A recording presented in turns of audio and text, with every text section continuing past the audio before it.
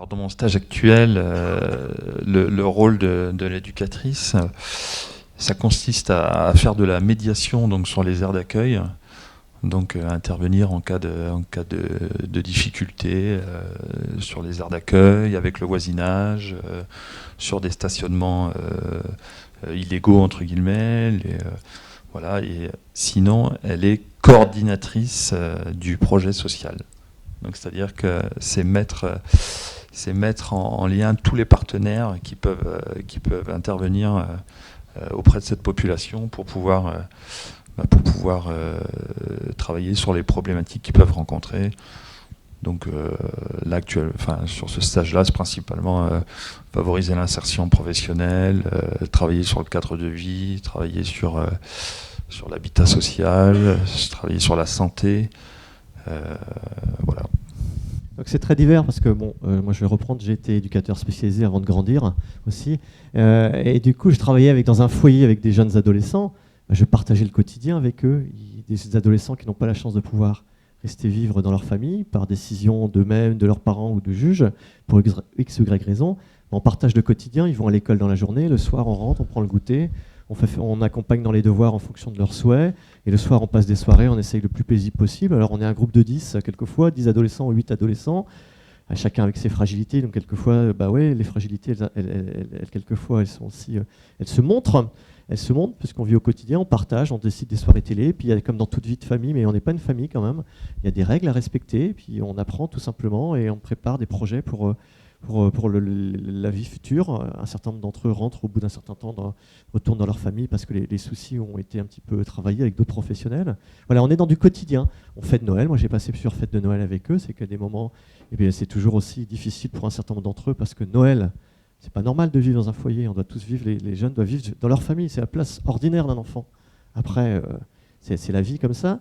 On essaye de mettre en place, de les accompagner sur ces temps-là et de leur faire passer et de les faire avancer malgré leurs difficultés, en les aidant à avancer sur leurs difficultés. Voilà un petit peu un exemple de concret. Quand on est dans un IME, on accompagne sur les activités, mais Philippe, tu en parlerais mieux que moi sur un IME, c'est-à-dire avec des enfants en handicap mental. C'est quoi le quotidien d'un éducateur technique ou éducateur spécialisé? Parce que là, du coup, on peut avoir des choses similaires.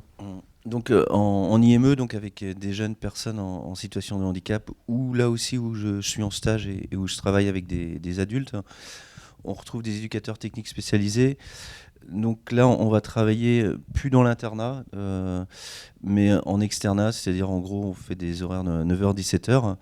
Donc les jeunes qu'on va accompagner ou les adultes, on va les accompagner dans nos divers ateliers.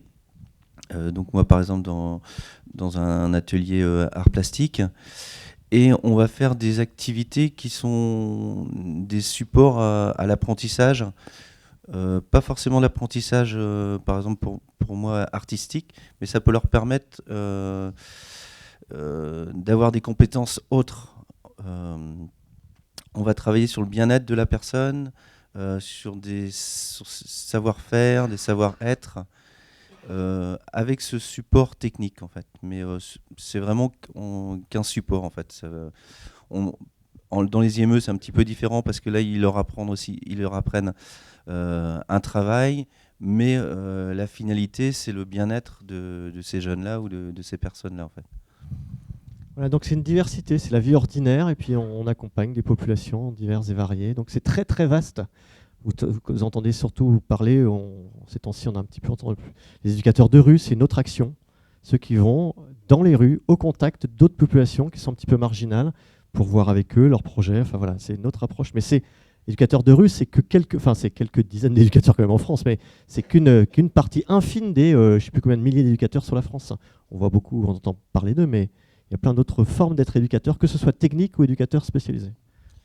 L'éducateur technique spécialisé aussi dans le champ de l'insertion sociale en fait, donc accompagne des personnes qui sont éloignées de l'emploi, qui n'ont pas travaillé depuis de nombreuses années, et par le biais là aussi d'un atelier, par exemple Espace Vert, l'éducateur technique spécialisé va leur permettre de travailler des freins périphériques à l'emploi, c'est-à-dire des fois il peut y avoir des problèmes d'addiction, par exemple, avec l'alcool, les drogues, et par le biais du travail, et puis des échanges, des discussions avec les collègues aussi de l'équipe pluridisciplinaire, les psychologues, assistants sociaux, on va travailler avec ces personnes-là pour les amener vers l'emploi.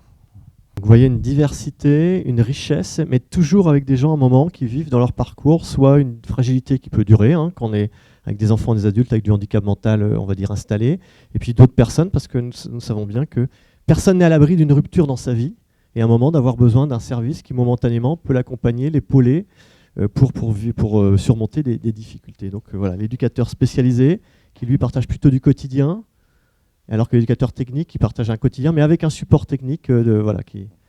C'est vrai que j'aime bien un petit peu pour faire la différence. L'éducateur technique spécialisé va rarement jouer au foot. C'est pas le foot qui va être son support.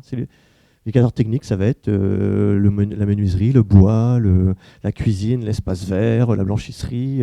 Alors que l'éducateur spécialisé, lui, va accompagner par les activités de loisirs culturels, du quotidien, faire un repas aussi, mais plutôt à la maison, être le soir, être au devoir, être le matin pour les lever, pour faire partir tout le monde au boulot, même si ça râle dans les lits. Voilà, c'est un petit peu tout ce quotidien que vous connaissez sans doute aussi pour vous-même, mais que du coup l'éducateur est bien spécialisé et là bien présent. Ce qui est important dans nos métiers d'éducateurs spécialisés, et puis dans tous ces métiers-là, c'est d'avoir envie d'aider les personnes, pas de les prendre en charge, mais de les accompagner, c'est-à-dire être à côté d'eux. Eux, ils ont les réponses, en fait. Des fois, on est juste là pour les aider à ce qu'ils trouvent eux-mêmes les réponses, en fait. Nous, on n'a pas plus les réponses qu'eux dans leur parcours de vie, mais en gros, on leur donne un outil pour leur permettre de trouver leur propre réponse à ce qu'ils veulent faire dans leur vie. Dans une équipe pluriprofessionnelle, on va avoir un éducateur spécialisé, on va avoir des AMP, des aides-soignants quelquefois. Quelquefois, ils vont faire les mêmes choses, c'est-à-dire quand il faut faire un lever, il faut faire un lever. Quand il faut faire un soin, de la toilette accompagné.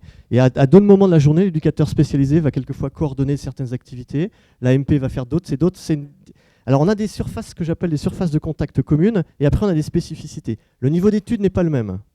Voilà. Donc aussi, il faut un bac pour être éducateur technique, éducateur spécialisé, parce qu'on travaille aussi dans ces métiers-là, tout ce qui est une fonction qui découvre, qui arrive de plus en plus, ce qu'on appelle de coordination aussi. Alors que l'AMP, comme disait Martine, on est vraiment sur du quotidien, où là, c'est vrai qu'on va rarement coordonner. Voilà. Donc, et donc à l'Arche, que je connais bien, donc effectivement, ils ont fait une très belle pièce de théâtre récemment, très bien. Donc ils sont sur l'accompagnement ordinaire de la vie quotidienne, aussi bien dans tous les actes ordinaires. Donc voilà. Après, c'est aussi quelle perspective, quel est le niveau, quel est le projet de la personne. Mais c'est compliqué un petit peu en France parce qu'on a énormément de métiers dans le social qui sont voisins, qui ont des nuances, mais tant qu'on n'est pas dedans, c'est très difficile de quelquefois les expliquer. Après, c'est le niveau d'études, c'est le temps d'études, voilà. Et c'est les perspectives que ça ouvre aussi après. Voilà. Sur les évolutions de carrière, parce que, voilà. En parlant de perspective, ouais, c'est vrai. Moi, je suis AMP au départ, en fait. On ne peut pas travailler dans les mêmes endroits, en fait, que par exemple les éducateurs spécialisés. L'aide médico-psychologique, l'AMP, va travailler auprès de personnes en situation de handicap. Et aussi, il peut travailler en maison de retraite auprès de personnes âgées. Après, il y a des secteurs où ils n'auront pas accès, par exemple. Et puis, comme disait Stéphane, l'éducateur spécialisé va pouvoir faire à un moment donné aussi de la coordination ou plus de travail, peut-être pas de réflexion, mais plus d'écrit que l'AMP. L'AMP va être vraiment va être plus souvent près de la personne que l'éducateur spécialisé. Même si aussi, j'ai travaillé dans une structure où on faisait un peu tous le même travail, en fait. Après, on n'a pas la même formation, pas les mêmes heures de formation théorique. On a des spécificités et du coup, le fait de travailler ensemble, c'est aussi intéressant parce que chacun amène des choses différentes de par sa formation, mais aussi de par de son identité et de son parcours professionnel. Chaque personne qu'on accompagne, tous les ans, logiquement, on doit leur faire on doit les accompagner pour écrire un projet, en fait. avec divers objectifs. Et ça, on le fait en tant que référent de la personne. Par exemple, là où je travaille, j'accompagne 5 personnes plus particulièrement, en fait, que j'ai en référence sur les 30 personnes sur le service. Et du coup, je vais être un petit peu plus garant de ce projet-là et des objectifs. Et je vais voir auprès de mes autres collègues, vérifier, entre guillemets vérifier, ou leur redire, attention, là on avait prévu des choses et on les a pas faites.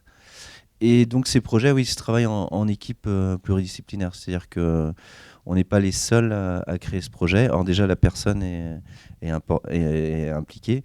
Le tuteur légal, quand il y a un tuteur légal. Et puis toute l'équipe, en fait. La psychologue, les AMP, moniteurs éducateurs, éducateurs spécialisés. Toutes les personnes qui sont auprès de cette personne. Vous mettez en avant un petit peu un outil très important dans tous les secteurs du social, éducateur technique, éducateur spécialisé, c'est la notion de projet. On n'accompagne pas les gens comme ça en fonction de son bon vouloir. On a une ligne de conduite qui est travailler en équipe en fonction des désirs quand même de l'usager, qu'on appelle ça. C'est un terme pas très agréable, mais c'était un terme qui était utilisé encore jusqu'à maintenant, ou de la personne, du moins, c'est plus agréable. Et du coup, ça permet d'avoir une ligne conductrice, travailler avec elle. Voilà, donc il faut prendre le temps de les écrire. Ça fait partie là, des fonctions particulièrement là, que ce soit l'éducateur technique ou l'éducateur spécialisé, par rapport à l'AMP, où souvent ça peut être, il va travailler, on va réfléchir en équipe, mais c'est l'éducateur spécialisé ou l'éducateur technique qui vont le formaliser du coup après. Ça dépend des structures. Alors il y a une loi qui est importante, 2002 et 2005, mais ça dépend après les structures. En principe, c'est pour un an. Normalement, la loi nous l'impose. Après, dans diverses structures, c'est pas possible de faire ça pour l'instant tous les ans.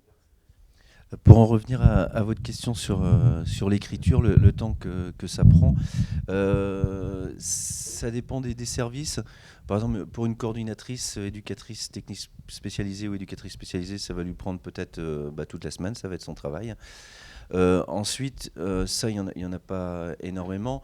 La plupart des éducateurs sont quand même sur le terrain et du coup, ça peut être 1 heure par semaine à 4 heures par semaine. Voilà, ça dépend des endroits où ils travaillent.